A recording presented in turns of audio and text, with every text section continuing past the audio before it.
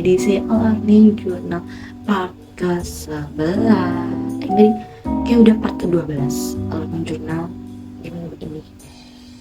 Jadi dalam Learning Journal minggu ini kita masih membahas seputar proposal ya, karena kan kemarin itu baru aja kita mempresentasikan proposalnya gitu. Sebenarnya kelompok 2 itu udah mulai syuting ya dari minggu kemarin. Itu syuting pertama itu hari Kamis, pas itu lagi libur, itu tanggal merah. Cuman aku nggak ikut syuting di hari pertama, dan hari ini tuh syuting di hari kedua. Tapi aku belum mau ngomongin soal syuting karena masih kemarin itu masih membahas seputar proposal. Jadi tungguin aja proses syuting dari Bapak Denny seperti apa. Pokoknya banget seru banget gitu. Filmnya juga nggak kalah seru, jadi kalian harus menantikannya. Tapi sebelum itu, minggu ini kita akan membahas proposal. Jadi daripada berlama-lama, langsung aja kita ke pembahasannya. Jadi di proposal ini kita langsung ke tahap praproduksi aja ya, karena pastikan ada tahap praproduksi, produksi, dan pasca produksi. Nah, ide dan konsep pencerita ini seperti yang udah aku bilang di minggu lalu, bahwa ide ini itu asalnya itu dari Sahrul yang mengidekan untuk mengambil jalan cerita ini gitu, karena kita mengambil isu yang sedang marak-maraknya bagi kaum Gen Z ini akhir-akhir ini tuh kayak ngapain sih kuliah gitu, kayak kuliah pengangguran dengan gaya gitu. Padahal mereka yang berbicara seperti itu tidak tahu bagaimana kuliah itu, kayak bagaimana beratnya kuliah itu gitu kan. Kita ini yang kuliah, termasuk aku itu kayak kadang juga suka mikir, enak ya kerja gitu, kayak dapat gaji sendiri, bisa bantu mama, bisa kasih uang ke mama gitu.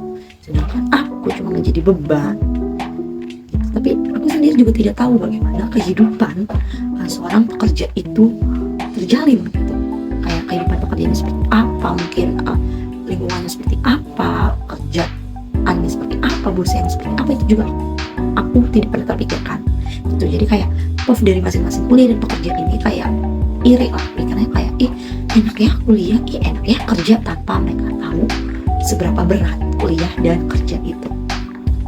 Nah, kita lanjut ke sinopsis. Jadi sinopsis film Dua Dunia Satu Harapan ini tuh mengangkat kisah dua orang sahabat yang sudah berteman sejak lama, sejak SMA hingga saat ini. Tapi lambat laun tuh mereka berpisahkan ya, karena dipisahkan oleh keadaan, bukan keadaan yang seperti apa. Namanya juga habis lulus itu kita menjalani hidup masing-masing, jadi mereka berpisah dengan cukup waktu yang lama gitu. Dan mereka itu dipisahkan dengan satu memilih jenjang pendidikan dan satu memilih pekerjaan. Dimana Benny yang seorang pekerja ini melihat Raka yang kuliah ini kayak kuliah gitu-gitu doang gitu, kayak apa gitu beratnya kuliah, cuma datang belajar udah gitu. Dan di sini tuh Raka juga iri lah sama Benny, karena Benny kerja kan, sedangkan dia itu tidak cukup, uang itu tidak mencukupi biaya dia, kehidupan dia sehari-hari, apalagi untuk membayar uang kuliah gitu. Tapi di sini Raka juga kerja sampingan gitu, tapi bukan kerjaan yang tetap, kerja sampingan gitu. Walaupun mereka terpisahkan oleh waktu gitu, tapi itu hubungan mereka tuh tetap akrab gitu, selayaknya sahabat aja lah. Sampai suatu ketika si Benny ini mengalami kesulitan, dan di situ Raka membantu. Tapi Benny ini tidak tahu ternyata di satu waktu Raka juga mengalami kesulitan. Jadi di situlah konfliknya akan terjadi, dan bagaimana endingnya lihat saja nanti. Terus di sini range-nya kita menggunakan pastinya kampus, juga ada ruang kerja, terus ada di sebuah taman gitu, terus ada tempat nongkrong, ada kafe, ada warkop gitu. Terus kita lanjut ke naskah. Nah, naskah di sini yang bikin kebetulan aku bersama dengan Faruk dan Reza. Jadi di scene pertama ini kita membuat gitu, di mana Benny dan Raka ini bertemu kembali setelah sekian lama dan menanyakan kabar satu sama lain. Nah, disinilah Benny dan Raka itu saling iri. terus di scene kedua ini si Benny yang malas-malasan bekerja itu akhirnya ditegur oleh atasannya karena tindakan yang malas-malasan itu. Dan juga dia yang jarang banget masuk gitu, bukan jarang banget masuk, telat pergi ke kantornya, terus juga kerjaan dia juga yang gak beres gitu. Nah dari situlah atasannya itu marah sama dia dan akhirnya dia dipecat. Dan di scene 3 ini di sisi lain Raka karena dia jarang banget masuk kuliah yang akhirnya dipanggil oleh dosen dan dosen menanyakan alasannya apa gitu, kenapa dia ini jarang kuliah. Ternyata Raka di situ bilang kalau dia sambil mencari pekerjaan, jadinya dia agak lalai sedikit gitu tentang kuliahnya itu, dan dia juga jarang sekali mengerjakan tugasnya. Tapi dosen tidak bisa berbuat apapun karena itu juga ada dari dosen lain gitu kan, kayak protes dari dosen lain soal Raka ini. Akhirnya Raka terancam putus kuliah, jadi kayak dia kena SP1 lah. Nah terus yang selanjutnya itu di kamar tidur Benny itu kayak bingung gitu, gimana nih caranya ngasih tahu ibu gitu kan, aku udah dipecat dari pekerjaan kayak gitu.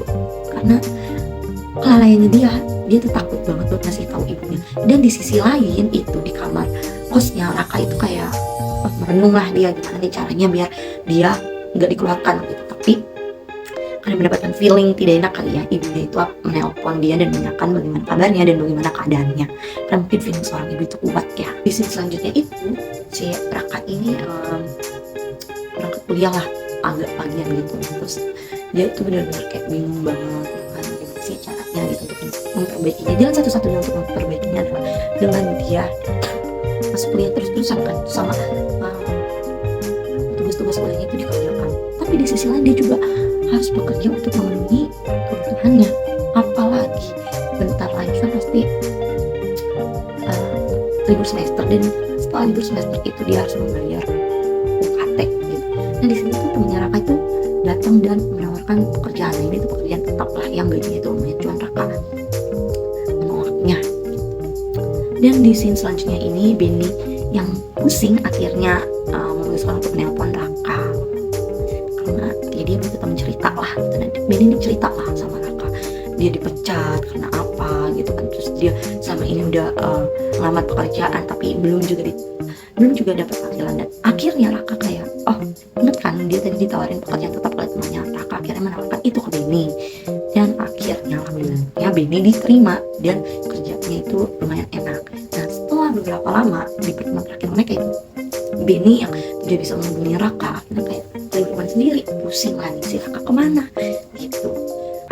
Setelah pulang kerja di scene terakhir ini si Benny pulang kerja pusing suntuk, akhirnya dia memilih untuk minum kopi dan kaget sekali karena Raka ada di situ.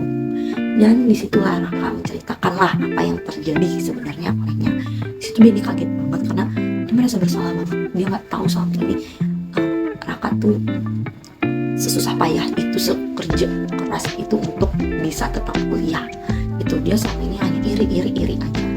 Akhirnya dengan niat baik Benny ingin membantu Raka sampai Raka tuh benar-benar bisa menanggung biaya kuliahnya sendiri gitu. Itu sebagai tanda ucapan terima kasih dan minta maaf Benny ke Raka.